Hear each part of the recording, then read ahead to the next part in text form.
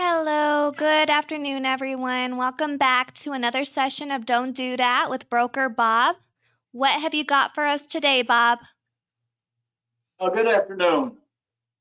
I've got one thing for you. I really like that tie I see on that picture there. I haven't worn that in a long time. That's a good tie. We've got a lot of stuff here because things just go on and on and on, and especially nowadays, there's different questions and different ways of answering with this COVID-19 going on, and so they're having little arguments at the title companies, some of them about whether a deal canceled, should have canceled, not canceled, where's the earnest money going, little yada, yada, yada there. And then the attorneys get involved and they make decisions. And we got one of those going on this morning. We'll find out probably in, I don't know, 3, 4 days, hopefully about how that's going to turn out. So, one of the first things I got here, and this is interesting, I think, because I've always said that whatever keys you got at closing, that's what you give to the new buyer or whoever it is, tenant or whatever. You give them the keys.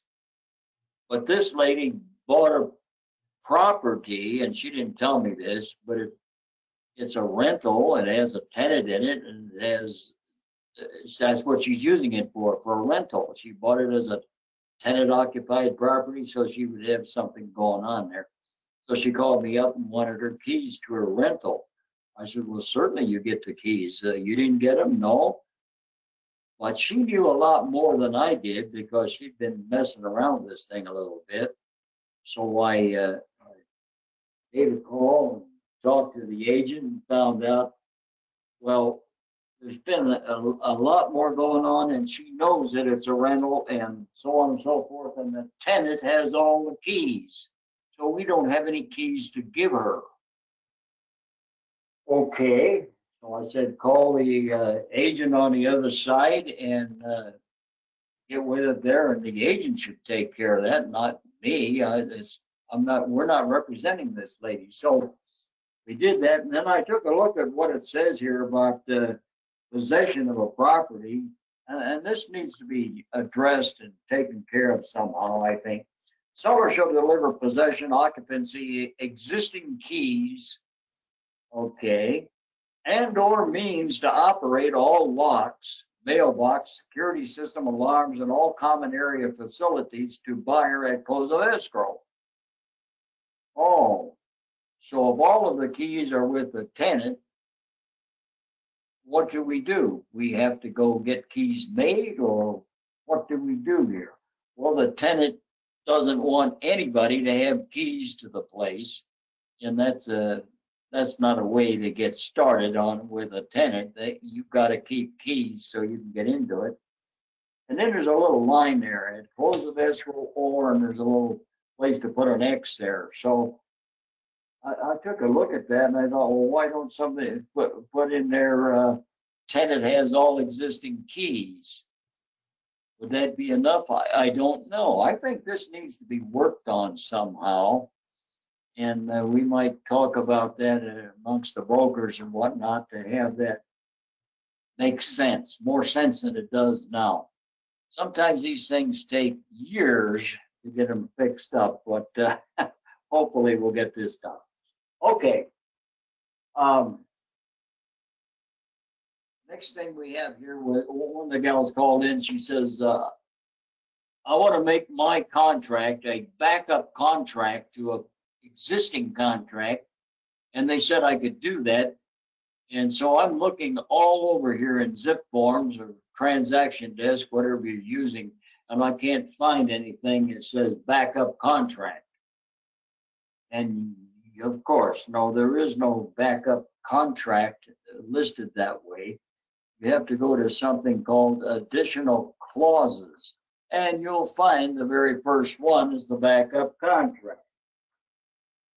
So you get that out, there it is, backup contingent upon cancellation of prior contract. It's perfect. It's got all the stuff that you need. I used to have that written in Bob's clauses, but I don't need that anymore because this is even done better and it's been looked over by attorneys. That's always nice since we're not attorneys. Well, we sort of are, but not all the way. So I told her where to get this, and I hope that you'll take a look and see all the stuff that's in there. I have 1, 2, 3, 4, 5, 6, 7, 8, 9 different items in these 2 pages here. So I think you need to take a look at that and have that thing always in your briefcase. And I've said this before, I'll say it again. That's a good one to carry with you because it explains a lot of things. So we got that taken care of. Move on to the next one here, and this is something that really bothered me. There's somebody that is bought a house, but she's going to have a baby. And if she takes off work to have the baby for very long, they're going to deny the loan. So that is really weird. So how long do people take off to have a baby? Can you answer that? How long do they take off? Do they take 1 or 2 days? I know a lady that took off a couple of days, had a baby, come back to work and brought the baby with her and sat in the office and did her work right there. But she had the baby in a little carriage type thing there with her. So some people recover quite quickly, and I suppose others don't. I don't know. Never had a baby. Another tenant. We have a tenant that fell into a barrel cactus, and he got hurt, or says he doesn't want that barrel cactus there, and called up the manager and said, take that cactus out of here. I don't want it there anymore because I hurt myself on it. Can she take that cactus out according to his request? Well, no, that doesn't belong to him or her. It belongs to an owner. The owner might want it out. That might be okay. But you need to check with the owner to see if you're going to take that cactus out of there. I don't like cactus myself. Matter of fact, I bought a house recently. The cactus, I think, looked about 16 to 20 feet tall. That was the first thing I was going to do if that deal went through. I was going to remove that cactus. Wow. What a mess that would be. Oh, another one. This lady, one of our agents is going to take a listing on a property. And it's a nice little property, and it's got solar on it. It's not going to be a very high priced property, but the owner wants to take the solar off of the house, take it with him because he likes the solar, and he said he would patch up everything. Well, there is a lot of monkey business going on there because, well, I'll tell you, can you really patch up these roofs and do a good job so there's no problems afterwards? I don't know.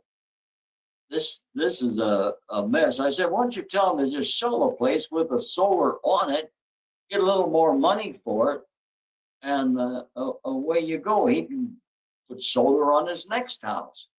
Nope, he did not want to do that. He wants the solar he had. So there goes a back and forth, and she called me and chatted with me a little bit about it.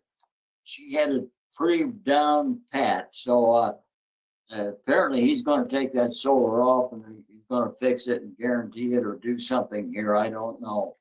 That's a tough proposition. And occasionally we have those. I had a couple this past month. They wanted to take the solar off, but I thought, oh my goodness. And then I don't know anything about it, really. I've never looked at a roof after the solar came off. I wonder what it looks like, if it's a big mess or what. I'd like to know more about it so that I could speak better. But I'd like to take a look at one of them. And somebody else got this thing here. It says highest and best offers. How many of those do we get out there? Send in an offer on a property, and then they come back and say, give me your highest and best. We got more than one offer. Well, I wonder if they do or not. Sometimes I wonder. Don't trust everybody all the time. But highest and best, and she wanted to know how she could write that she would pay as high as anybody, and would need a clause where she could put it in there as that she would go $1,000 over anybody else's deal. Well, that's okay too. Some people don't like that, but you can take a look at that in Bob's clauses, and you can find that at realtypower.us. And then up at the top of the Realty Power, it'll always tell you you need to click on there to allow Adobe something in there. I forgot what it was, but it comes on for me.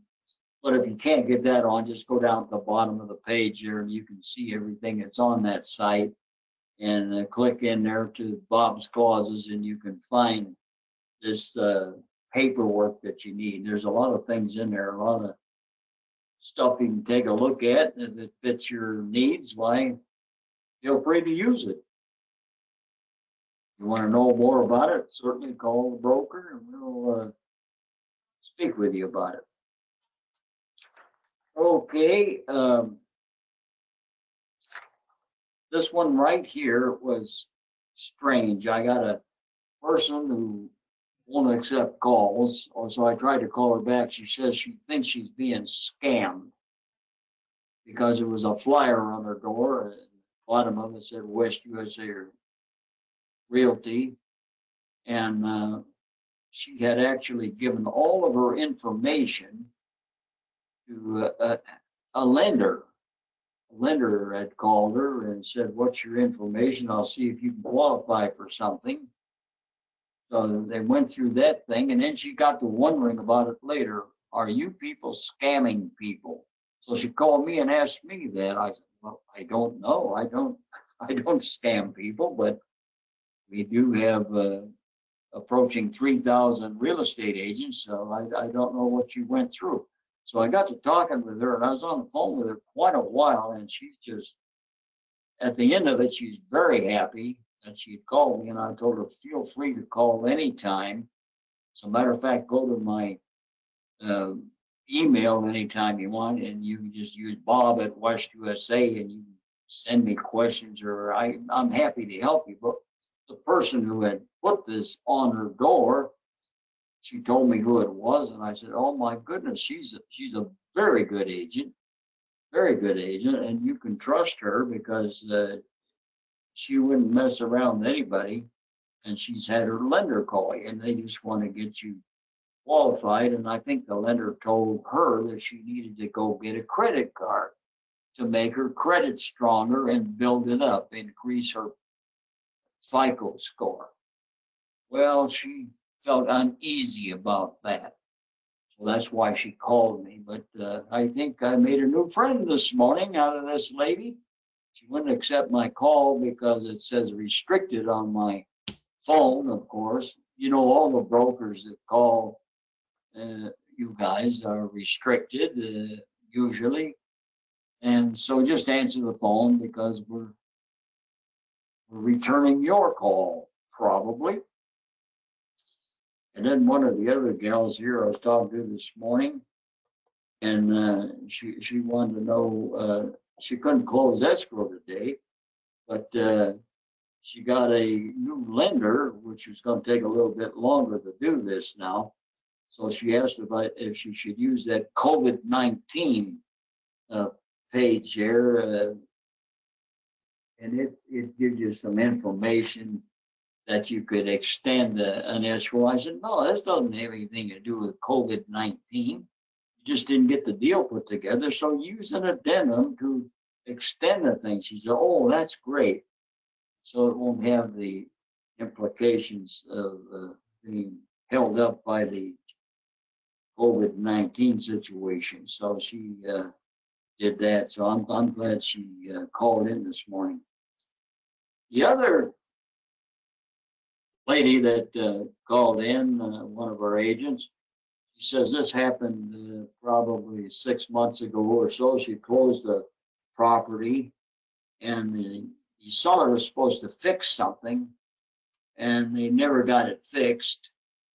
A leak on the toilet or something, or somewhere around there. So the new buyer spent a $250, $300 or something there fixing this thing up.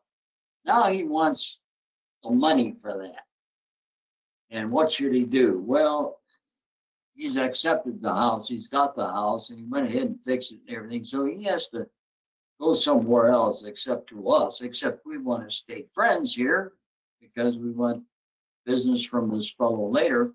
So I said, the only thing you can tell him is that he can send some sort of a paper asking the previous seller to pay for it because he didn't get it done right.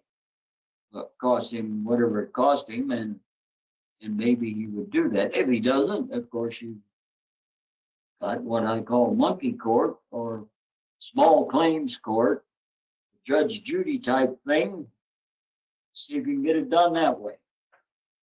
So there's a rules, and one guy called this morning. He wanted to know more about this coming soon status, and there is paperwork on that. I hope everybody will go to this paperwork and check it out. Armless.com, and it says introducing delayed status. And there's another one, armless.com, understanding clear cooperation. So there's a couple of places that you can get information and just have this in front of you so you can read through it and understand anything you need to know. Then there's questions at the bottom and whatnot. This is good stuff to just keep in your briefcase or keep close by so you have it. Then another thing that's bothersome is I've made offers on 3 different houses, and all of these places that I've made offers on, I've backed out of them because it turned out that they were using old listings, and one of them here is 13 years old, which everything in this listing is a lie, just almost. And we backed out of that one after we had an inspection done and couldn't understand why they were making all these claims here. Another one, this one listing agent said, well, why don't you just offer $5,000 less and we'll see if we can put this together. And on that particular one, as I talked to her, I could see she had never seen the house. So I wonder how she got it listed. And then the most recent one was a 4-year-old listing that they had in there. And I hope nobody in West USA is doing this. You're going to take a listing, go there, take the listing the right way, and don't try to copy an old listing. It still is bothersome to me. And so I've mentioned it a couple of times. Saying, well, when are you going to get off of that, Bob? Well, never, because it's dishonest. So you need to be honest with what you're doing and that kind of work. And this is other people that are doing this, not West USA so far. Oh, I got one here that, and I've talked about this before. It says here, close of escrow to be on or before a date here. Well, I don't like that. That was a counter offer that came in and people signed it and everything, but on or before, what does that mean? And then I get into Legal Hotline and I run this off. By the way, if you go to Legal Hotline, you can see so many things to read in there. AAR online, and then go to Legal Hotline and just read all the stuff that Legal Hotline gets and their determinations of it. So here's one. Buyer and seller entered into a contract with a close of escrow date of April 27th. And then they had additional terms. It came in later. Close of escrow to be on or before April 27th. On April 24th, the buyer notified the seller that his loan was ready and he wanted to close on the 25th. Well, the seller states he can't close on the 25th because his moving truck isn't there and so on and so forth, and they want to wait till the 27th. Well, then why do you write in the contract, close of escrow to be on or before? Don't do that. Don't put before. Be absolute about that. That's the only way to be. And another one that I got here is existing personal property, and people write in the contract, agents do this, as seen on a certain date, like refrigerator, as seen on a certain date. What does that mean? Take it to Judge Judy or somewhere, and you won't get far. So make sure that you identify this property. And then the buyer pre-closing walkthrough, we're getting those things. Do you go on that walkthrough with the buyer to make sure everything's done? You should. You should absolutely go there to make sure that all the work is done and everything is approximately the same condition as when they bought the property. And get this thing filled out and do that pre-closing walkthrough. And if everything isn't done, then of course this becomes a cure notice. So you are able to cure the other party about finishing up the repairs or whatever they need. I got another one that came through here that I thought was interesting, and we haven't mentioned this because we don't get seller carrybacks. Rarely do I talk about that, but there is a Dodd-Frank Act that limits the interest rate on seller carrybacks. So you need to know what you're doing when you do one of these, and they need to take it to an attorney if they have to comply with Dodd-Frank law. It says that you can only go 6.5% on a seller carryback for a first position deed of trust, 6.5% plus prime, whatever that is. Prime might be 2-3%, whatever it might be, and that would be the highest interest the seller could charge on something like that. So be very careful that you don't get messed up with one of these darn things because it can be serious.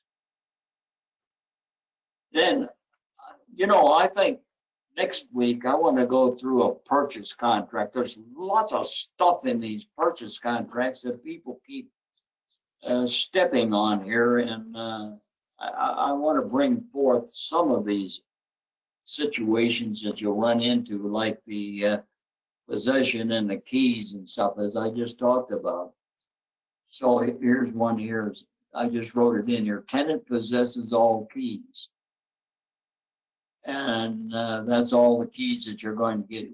That needs to be put in there, or you could put something like see page 8, and you can explain the keys on page 8 because there's a lot of room there. So I think next week I'm just going to go page by page through here. I'm not going to read the whole contract, but we're going to pick up some pretty good ideas so that you're ready to go on that.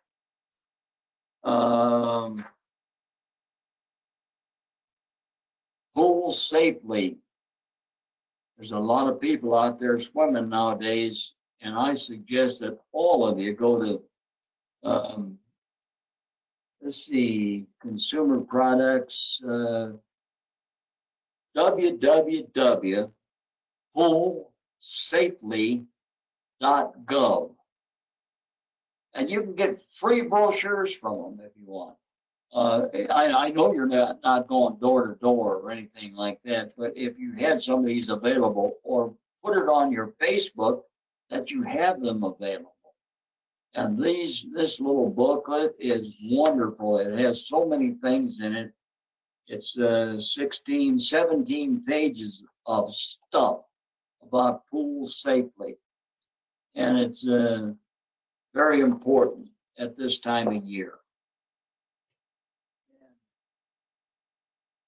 Where are we at here? I think we're overtime is what's happening here. Yeah. You So have until 1:30, Bob, so if you want to wrap it up, you can do that. We've got about 5 minutes. well, let's just do a wrap on this and we'll have stuff for next week then. And I Sounds good. appreciate you all sitting there listening to me, the man from Babylon, as he babbles on here about this and that and another. But I hope some of this stuff sticks with you and helps you. And certainly call in. If you didn't understand something, and the brokers, there's 4 of us here, will help you with anything you need. I hope you don't forget to call in and bypass any problem you might have generate if you're not sure about something. So thank you all very much. And Bye thank bye. you, Bob. Have a great day. Thank you.